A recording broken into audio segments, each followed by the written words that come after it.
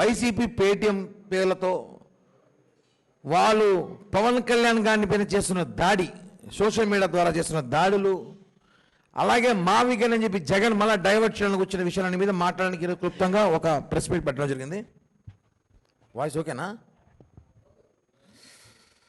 మావిగన్ అని జగన్ అన్నాడు. ఎందుకన్నాడో ఈరోజు రాష్ట్రంలో కొంతమందికి మేము కొన్ని విషయాలు చెప్పాలనుకుంటున్నాం. రాష్ట్ర ప్రజలకు తెలియజేసుకోవాల్సిన అవసరం ఉంది. ఇది 2024 ముందు ఎన్నికల ముందు వైజాగ్ రాజధాని అని ఎందుకన్నాడంటే వైవి సుబ్బారెడ్డి, విజయసాయిరెడ్డి, సజ్జల రెడ్డి వీళ్ళకి వ్యాపారాలు చేసుకోవడానికి వైజాగ్ రాజధాని అని చెప్పి ప్రజల్లోకి వెళ్ళాడు. ప్రజలు ఎలా కొట్టారు, దేంతో కొట్టారు చూసాం. 11కు వచ్చాడు. ఇప్పుడు మావిగన్ అని రాజధాని అంటున్నాడు. ఎవరి కోసం తెలుసా? అది మచిలీపట్నం నాని కోసం, విజయవాడ అవినాష్ కోసం, గుంటూరు అంబటి కోసం, లేదా విజయవాడలో జడా శ్రావణ్ కుమార్ కూడా ఉంటాడు కాబట్టి ఆయన కోసం కూడా కావచ్చు. వీళ్ళ కోసం ఇప్పుడు మావిగన్ అని కొత్త కాన్సెప్ట్ తీసుకొచ్చాడు. ఇవన్నీ ఎందుకంటే వీళ్ళ ముగ్గురిని ప్రచ్చగొడి పంపిస్తాడు. మనం చూసాం, కోడిగూడతో కొట్టించుకున్నారు అందరూ అమరావతికి. ఏ అమరావతికి ఏ చెవిరెడ్డి భాస్కర్ రెడ్డో, కరుణాకర్ రెడ్డో, సజ్జల రెడ్డో, విజయసాయిరెడ్డి లేడు అనుకోండి, ఇంకా సమ్ రెడ్డిస్, పెద్దిరెడ్డి, ఇంత రెడ్డిస్ ఉన్నారు కదా, ఈ రెడ్లు పంపించచ్చు కదా. ఎందుకు కాపుళ్ళే పంపించి కోడిగూడతో కొట్టించారు మీరు అక్కడ అంటే వాళ్ళ ముగ్గురికి రెచ్చగొట్టాడు. మావిగన్ మీకోసమే తీసుకొస్తున్నాను నేను, మావిగన్ రాజధాని అయితే మొత్తం దోచేయచ్చు మీరు, మీ ముగ్గురు మచిలీపట్నం టు గుంటూరు దాకా మొత్తం మీ హవా చేసుకోవచ్చు అని చెప్పి ప్రయత్నంలో భాగంగానే మావిగన్ తీసుకొచ్చారు. కానీ మావిగన్ ప్రజల కోసమైతే కాదు, మావిగన్ ఈ ముగ్గురు కోసమే తీసుకొచ్చింది కాన్సెప్టు. అందుకే అమరావతి కాదు మావిగన్ అని చెప్తున్నా. అంటే వాళ్ళ ముగ్గురిని రెచ్చగొట్టి రేపు మన లక్షల కోట్లు దోచేసిన ఆలోచనతో వాళ్ళ ముగ్గురు మీద ఈ ఒక కాన్సెప్టు జగన్మోహన్ రెడ్డి కొత్తగా ప్రయోగించాడు. ఇది వాస్తవం, ఈ విషయం తెలుసుకోవాలి. అలాగే మీకు ఒక జస్ట్ ఆస్కింగ్ అని ప్రకాష్ రాజ్తో తెలుసుంటుంది. ఈ మధ్యకాలంలో ప్రకాష్ రాజ్ కూడా చాలా ఎక్కువ మా మీద దాడి చేస్తుంటాడు గతంలో నుంచి కూడా. ఆయన ఇప్పుడు రాష్ట్రంలో అన్ని పోలీస్ స్టేషన్ తిరుగుతున్నాడు. అప్పుడు ఒక వ్యక్తి ఉన్నాడు, ఆయన గురించి అతను అంత పెద్ద హీరోయిన్ కాదు, రావాలనేసి ఒక ప్రశ్న అని ఒక సోషల్ మీడియా పెట్టుకొని ఆయన జనసేన వాళ్ళనే ప్రశ్నిస్తాడు. ఇంకెవరు పవన్ కళ్యాణ్ గారిని మాత్రం ప్రశ్నిస్తాడు, ఇంకెవరిని ప్రశ్నించడు. వాళ్ళు ట్విన్ బ్రదర్స్, రావణు శ్రావణ్ అడ్వకేటు, ఈయన రావణు. ఎలా ఉంటుందంటే ఇప్పుడు ఈయన పరిస్థితి ఎలా ఉందంటే ఆయన పవన్ కళ్యాణ్ గారిని, ఆయన కుటుంబాన్ని నోటుకొచ్చినట్టు మాట్లాడతారు. ఇప్పుడు మేము విమర్శలు చేస్తాం, ఒక లిమిటెడ్ చేస్తాం, మీరు మిమ్మల్ని చూసి నేర్చుకున్నాం కాబట్టి మేము చేస్తున్నాం. ఈ ప్రశ్న రావణ్ అనేవాడు ఒక్కసారిగా రాష్ట్రంలో హైలైట్ అయిపోవాలనుకున్నది ఇలా. ఎలా ఉందంటే వీళ్ళ డైలాగులు, మొన్నేమో కాపులు ప్రెస్ మీట్ పెట్టి రేపు మమ్మల్ని సీఎం చేస్తాడు 5 మందిలో ఒకరిని అడిగాడు. నిన్న వీళ్ళు దళిత క్రిస్టియన్లు ప్రెస్ మీట్ పెట్టి మీటింగ్ పెట్టి బహిరంగ సభ పెట్టి మమ్మల్ని డిప్యూటీ సీఎం చేస్తామని జగన్ అంటాడు. అంటే 2-3 దాంట్లో రావణు శ్రావణం ఇద్దరు డిప్యూటీ సీఎం అయ్యే అవకాశాలు చాలా ఉన్నాయి వాళ్ళకి. వీళ్ళు జగన్మోహన్ ప్రేమతో పవన్ కళ్యాణ్ గారు కక్ష అనిపించారు. ఎలా ఉంటుందంటే ఒకడేమో పోలీస్ స్టేషన్ చుట్టూ తిరుగుతున్నాడు, ఒకడేమో ఆయన కోసం బెయిల్ కోసం అన్ని స్టేషన్ తిరుగుతూ ఉంటాడు. అర్థపెట్టింది. ఈయనేమో లోపల తిరుగుతూ ఉంటాడు, ఈయన బయట తిరుగుతూ ఉంటాడు. వీళ్ళిద్దరు పని ఏమి? పవన్ కళ్యాణ్ గారు నిందలేసే పనే. వీళ్ళు ఎలాంటి వాళ్ళంటే వీళ్ళకి ఒక ఉన్నాడు బాస్, డండుస్కే బాస్ అని పేరు, డండుస్కే అన్నారు. ఆయనే ప్రకాష్ రాజు. ఆయన ఈడే ఒక విధవ, ఎవడు ఈ రావణ్ అనేవాడు. వీడి దగ్గర ఆయన కూడా అడుగుతున్నాడు ఎలా మాట్లాడాలి మీడియాతో, ఎలా ట్విట్ పెట్టాలని అడుగుతున్నాడు. ఈ ఒక వాయిస్ రికార్డు అందరికి పంపిస్తాం, మీడియా కూడా వినండి ఒకసారి. మేము గొర్రెలం కాదు, బానిస బ్రతుకు బ్రతకడానికి. ఈ బెదిరింపులు వద్దు నాగబాబు గారు. ప్రశ్నించడం మా హక్కు. ఏ నాయకుడైనా, నేనే నాయకుడు అనుకున్న వాడైనా సమాధానం ఇవ్వాల్సింది బాధ్యత. అర్థమైందా? జస్ట్ అసలు బండి ఎక్కి పారిపోయిన వాడిని ఎందుకు అరెస్ట్ చేయట్లేదు రేవంత్ రెడ్డి గారు అని ఒక ట్వీట్ చేయొచ్చా తెలుగులో? సార్ అది కొందరు అమ్ముడు పోయిన మీడియాకి అంటే అది రాంగ్ వర్డింగ్ అవుతుంది సార్. కొందరికి అమ్ముడు పోయిన అంటే కొన్ని పార్టీలకు కావచ్చు, లేకపోతే కొంతమంది మనుషులకు కావచ్చు అమ్ముడు పోయిన మీడియాకి అన్నట్టు. సో కొందరికి అమ్ముడు పోయిన మీడియాకి అని పెట్టాను సార్. ఇప్పుడు ప్రజలకి నిజం సమాధానం చెప్పబోతున్నాను. నిజం తెలుసుకోవాలన్న ప్రజలకి నిజం తెలుసుకోవాలన్న మీడియా మిత్రుడికి మరియు కొందరికి అమ్ముడిపోయిన మీడియాకి కూడా ఓకే. అంటే నిజం తెలుసుకోవాలన్న మీడియా మిత్రులకు కొంచెం రెస్పెక్ట్ ఇవ్వాలి కదా. అందుకే ప్రజలకి నిజం తెలుసుకోవాలన్న మీడియా మిత్రుడికి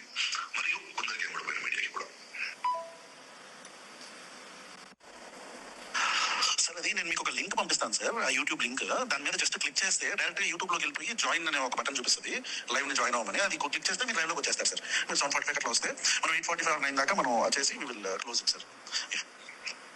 ఆ లింక్ నువ్వు మెయిల్ లో పంపిస్తే నేను ఐప్యాడ్ లో ఓపెన్ చేస్తాను అంతే కదా, లేదా ఫోన్ లోనే ఓపెన్ చేయాలి. That's all I want to know. దానికి ముందు 1 అవర్ ముందు I will talk to you. ఇది నేను మీడియా మొత్తానికి పంపిస్తాను. ఇప్పుడు ఇందులో ఈ విధవని ఆయన మనం ఎలా విమర్శించాలి పవన్ కళ్యాణ్ గారిని అనేక ఆడియోలు ఉన్నాయి. ఎలా టార్గెట్ చేయాలి, ఎలా మతం దాడి చేయాలి మనం అనే ఒక కుట్రలో భాగంగా వాడుతున్నారు. కనిపించేది వీళ్ళిద్దరే, రావణు శ్రావణు. వెనకాల నడిపించే దాంట్లో వెనకాల ఉన్న వ్యక్తులు ఈయన చిరంజీవి గారి పేరు, పవన్ కళ్యాణ్ గారి పేరు చెప్పుకొని బతికే ప్రకాష్ రాజ్ గారిని జస్ట్ ఆస్కింగ్. మేము కూడా ఏ రోజైనా జగన్మోహన్ రెడ్డిని మీరు దళితులపై దాడి చేసినప్పుడు, డాక్టర్ సుధాకర్ చంపేసినప్పుడు జస్ట్ ఆస్కింగ్ ప్రకాష్ రాజ్, నువ్వు ఎందుకు ట్విట్ పెట్టలేదు, మాట్లాడలేదు? ప్రకాష్ రాజ్ ఈరోజు మనం చూసాం, లైవ్లో చూసాం.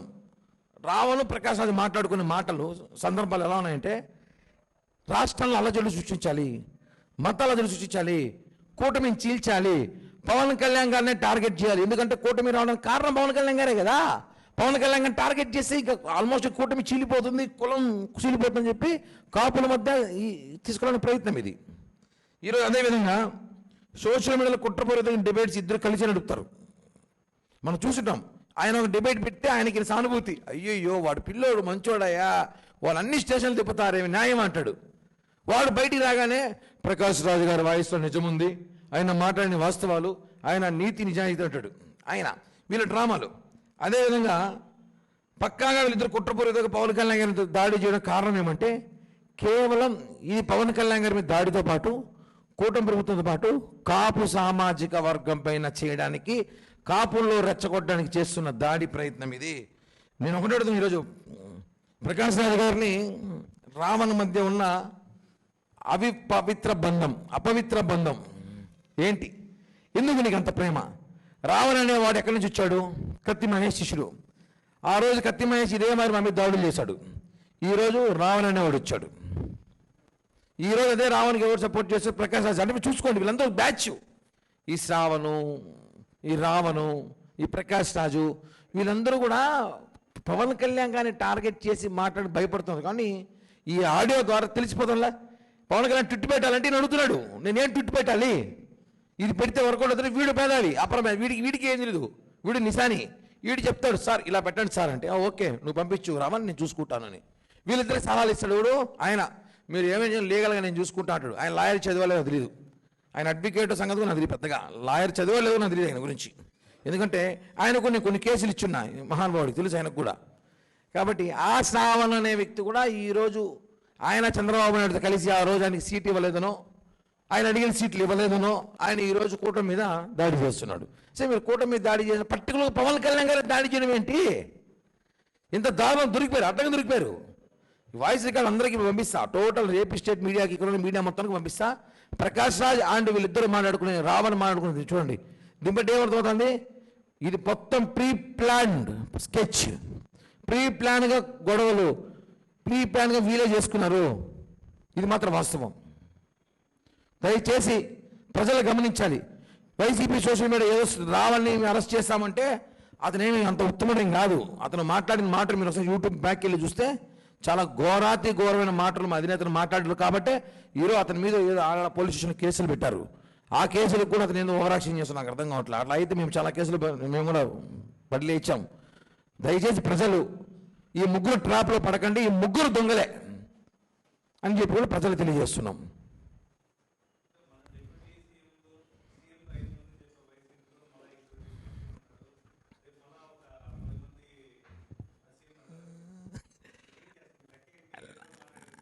అన్న లెక్కే లేదు. 5 మంది డిప్యూటీ సీఎంలు కాపుల్లో చేస్తామని చెప్పాడు జగన్ మొన్న. అది ఆ విషయం నేను మాట్లాడినా. మొన్న మీటింగ్ పెట్టి 2-3 మేము డిప్యూటీ సీఎం అవుతాం ఛాలెంజ్ చేశారు. వీళ్ళిద్దరూ ఓకే, జగన్మోహన్ రెడ్డి పరిస్థితి అర్థం కాలేడా? వీళ్ళేమో సీఎం అవుతాం, డిప్యూటీ సీఎం అవుతాం, ఆయన పరిస్థితి ఏంది? ఇవన్నీ కూడా డ్రామా. ఇప్పుడు చూసారా, ఇప్పుడు చిన్న ఎగ్జాంపుల్, ఇప్పుడు 2 డిప్యూటీ సీఎంలు ఉన్నారు. ఎవరు? శ్రావణు, రావణు. ఇప్పుడు రావణ్ అనేవాడు ఆంధ్రప్రదేశ్లో పోలీస్ స్టేషన్లో అతని మీద చాలా కేసులు నమోదైనాయి. అతను లోపల ఉంటాడు. ఇతను బయట ఉంటాడు, ఇద్దరికి శిక్ష మళ్ళా. అతన్ని తీసుకెళ్ళడానికి ఇద్దరు కాంటాక్టు, ఇతను తీసుకెళ్ళడానికి అతని కాంటాక్టు, వీళ్ళిద్దరికి కాంటాక్ట్ ఎవరు? జగన్మోహన్ రెడ్డి. పూర్తి వైసీపీ సోషల్ మీడియా. పేరు నాని కూడా మాట్లాడుతూ ఈరోజు పేరు నాని కూడా మాట్లాడుతూ రాష్ట్రంలో శాంతి భద్రతలు లేవంట. శాంతి భద్రతలు ఉన్నాయి కాబట్టి రాష్ట్రం ప్రశాంతంగా ఉంది. మీలాగా కుల కుతంత్రాలు చేయట్లే మేము. కోడిగుడ్లు ఇచ్చి పంపించి కోడిగుడ్లు వేయించుకునే క్యారెక్టర్ కాదు మాది. కోడిగుడ్లు పంపించి మా పైన కోడిగుడ్లు ఏంటని చెప్పలా. అవి కూడా మనం విన్నాం ఆడియోలు కొన్ని, పంపించి డబ్బులు చేయించాలని. ఇదే ప్రెస్ మీద ముఖ్య కారణం ఈ ముగ్గురు వ్యక్తులు ఒకటే. ఈ ఆడియో లింక్స్ ఉన్నాయి, ఇంకా 2-3 లింక్స్ ఉన్నాయి, అన్ని పంపుతాను, అన్ని ప్రజలు టెలికాస్ట్ చేయండి. పవన్ కళ్యాణ్ గారి మీద దాడి చేయడానికి వీళ్ళు ఎలాంటి వాక్యాలు మాట్లాడుతున్నారో వాయిస్ రికార్డ్ ద్వారా తెలుసుకోండి. దయచేసి ఎవరి మీద సింపతి చూపించే అవసరం అయితే లేదని చెప్పి కూడా తెలియజేస్తున్నా. 100% వాళ్ళిద్దరు అనకాలి ప్రకాశాలు లాంటి వాళ్ళకి 2-3 ఉన్నారు. ఖచ్చితంగా వీళ్ళందరూ కూడా వైసీపీ ట్విన్ బ్రదర్స్, అందరూ ట్విన్ కాదు, బోత్ ఆల్ బ్రదర్స్ అందరూ కలిసి పవన్ కళ్యాణ్ గారిని టార్గెట్ చేస్తున్నారు. అంతే, పవన్ కళ్యాణ్ గారిని టార్గెట్ చేసి మాట్లాడుతున్నారు. ఈ రాష్ట్రంలో ఏదో చిన్న సమస్య జరిగినా కూడా దాన్ని పవన్ కళ్యాణ్ గారి బాధ్యులు అంటారు. ఏమి జరిగినా ఎక్కడ ఊడి వచ్చినా కూడా మాకే బాధ్యులు అంటారు. కాబట్టి ఆయన డిప్యూటీ సీఎం హోదాలో ఉన్నప్పుడు ఆయన చేయాల్సిన పరిధిని ఆయన చేస్తున్నాడు. దీని వెనకాల పోలీసు శాఖ కూడా, దయచేసి పోలీసు శాఖ కూడా ఈ ఆడియో రికార్డు అన్ని కూడా, టేప్స్ అన్ని కూడా మీ దగ్గర వచ్చినట్టుంటాయి. ఎంక్వైరీ చేయండి, విచారించండి, శిక్షలు వేయండి. ఎందుకంటే రాష్ట్రంలో ఇప్పటికే చాలా కన్ఫ్యూషన్ ఉన్నారు, అలజడి సృష్టిస్తున్నారు వైసీపీ నేతలు. గవర్నమెంట్ లేకపోయినా కూడా అది మేము చెప్పుకోలేక బాధపడుతున్నాం. గవర్నమెంట్ లేకపోయినా వాళ్ళు అలజడి సృష్టిస్తున్నారు. ఇది కరెక్ట్ కాదు. దయచేసి పోలీస్ శాఖ వారు, మేమేమనుకుంటారు, ప్రజలు ఏమనుకుంటారు కాదు, కొంచెం వైసీపీ రూల్స్ ఫాలో చేయండి మీరు కూడా కొంచెం అప్పుడప్పుడు అని చెప్పి కూడా తెలియజేస్తున్నా. కేసు ఆల్రెడీ పెట్టున్నారని విచారిస్తారు, అరెస్ట్ చేయడం జైలుకు పోరు కదా, విచారణ జరుగుతుంది. నాని కుటుంబం నాశనం అయిపోతుంది, దేవినేని అవినాష్ కుటుంబం నాశనం అయిపోతుంది, అంబటి రామ కుటుంబం నాశనం అయిపోతుంది. అది చేసుకోకపోతే ప్రజలు నాశనం గారు. సైకోలు శాడిస్టులు ఒక చోటే ఉంటారు కదా ఆ పార్టీ, వైఎస్ఆర్ కాంగ్రెస్ పార్టీ అంటే.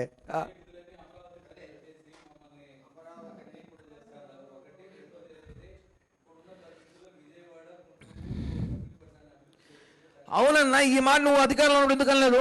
2018-19 గాజులు కాస్తున్నాడు జగను. 2016-17-18 గాజులు కాస్తున్నావా? లేదంటే నువ్వు వైజాగ్ ప్యాలెస్ కట్టుకొని వైజాగ్ ప్యాలెస్లో కూర్చొని నువ్వు ఇంకేమైనా చేసుకుంటున్నావా? నీకు అధికారం ఇచ్చారు, 151 సీట్లు ఇచ్చినప్పుడు నువ్వు ఏం చేస్తున్నావు? ఆ రోజు నువ్వు గాజులు కాస్తున్నావు. వైఎస్ జగన్ అడుగుతున్నా నేను, ఆ రోజు నువ్వు ఎందుకు రాజధాని ప్రకటించలేదు? దమ్ముంటే నిజాలు పవర్ ఉంది కదా. మోడీ కూడా చెప్తుంటున్నారు, మోడీ గారి దగ్గర పేసి దండం పెట్టి చేసుకొని వస్తాను కదా, అడుగుండొచ్చు కదా. సార్ हमको बहुत बड़ा రాజధాని है, 110 కిలోమీటర్ హే, हम बनाएंगे అంటే పర్మిషన్ తెచ్చుకోవచ్చు కదా. ఆ రోజు నువ్వు ఎందుకు చేయలేకపోయినావు? హీరో వచ్చి మావి గన్ను, పక్కింటోడు గన్ను, ఏంది సోదంతా చెప్తున్నాం కదా. ఇవన్నీ కుదరదు. అమరావతి రాజధాని, ప్రజలు అమరావతి అయిపోయి ఉంటారు. నువ్వు చెప్పినావు కదా మావి గన్ను మెసేజ్ అమరావతిని చూసుకుందాం ఎలక్షన్లో, రేపు ఎలక్షన్లో పెట్టి చూసుకుందాము. ఎందుకు ఇవ్వలేరన్నా? మాకు పనులు ఉన్నాయా? ప్రెస్ పెట్టి పెట్టుకుంటారు 4 మంది మా నాటలు ఉంటారు. మా బాధ్యత అవన్నీ చేసే పనులు వేరే రోజులు చూసేవాళ్ళు కొంతమంది ఉంటారు.